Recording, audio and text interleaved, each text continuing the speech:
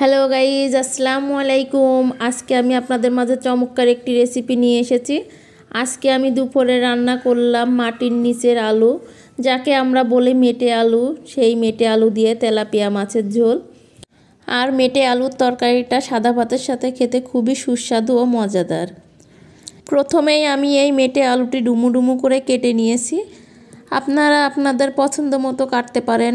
আমি একটু মোটা মোটা করে কাটি। খুবই তাড়াতাড়ি এই মেটে আলুটি সিদ্ধ হয়ে যায়, তাই আমি একটু বড় বড় করে কেটে নিয়েছি। আপনারা আপনাদের পছন্দ মতো কেটে নেবেন। এখন এই মেটে আলুটি আমি একটু গরম পানি দিয়ে ধুয়ে নেব। গরম পানি দিয়ে একটু ধুয়ে নিলে গায়ে যে একটা বিজলি বিজলি ভাবটা, ওইটা আর থাকে না। এজন্য আমি এটা একটু গরম পানি দিয়ে ধুয়ে নিলাম। আবার এটা চুলার পাড়ে দিয়ে একটু গরম পানি দিয়ে ফুটিয়ে নিলেও হয়।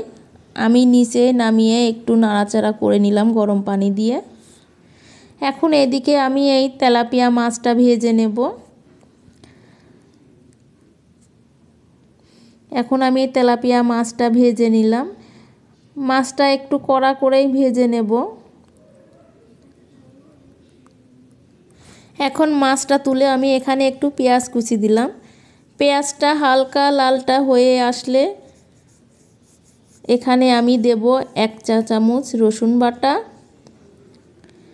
হাফ চা চামচ আদা বাটা, 1 চা চামচ পেঁয়াজ বাটা, 1 চা চামচ মরিচ বাটা, একটু জিরা গুঁড়া, একটু হলুদের গুঁড়া, একটু ধনিয়ার গুঁড়া, একটু শুকনা মরিচের গুঁড়া এবং স্বাদ মতো লবণ দিয়ে একটু মশলাটা নাড়াচাড়া করে নিতে হবে।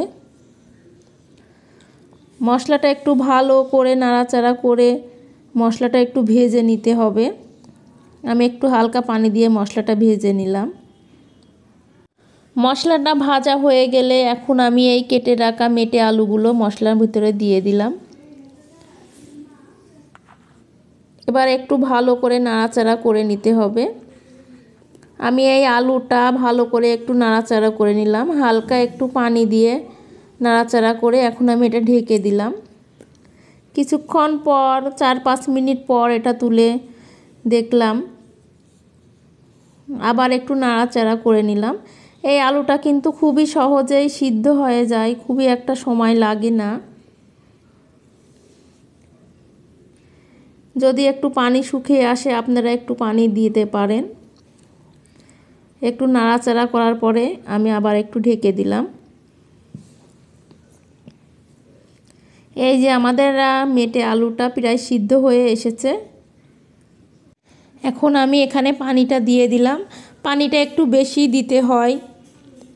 এখন আমি এই ভেজে রাখা মাছগুলো দিয়ে দেব।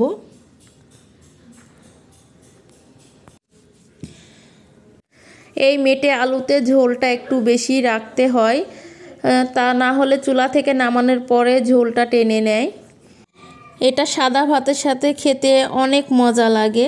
আমার তো খুব ভালো লাগে এই মেটে আলুটি। আপনাদের কেমন লাগে অবশ্যই কমেন্টে জানাবেন। এবং যারা ফেসবুক পেজ থেকে দেখছেন আমার এই ভিডিওটা, তারা অবশ্যই ফলো দিয়ে পাশে থাকবেন। সকলে ভালো থাকবেন, সুস্থ থাকবেন, নিয়মিত আমাদের সাথে থাকবেন। আল্লাহ হাফেজ।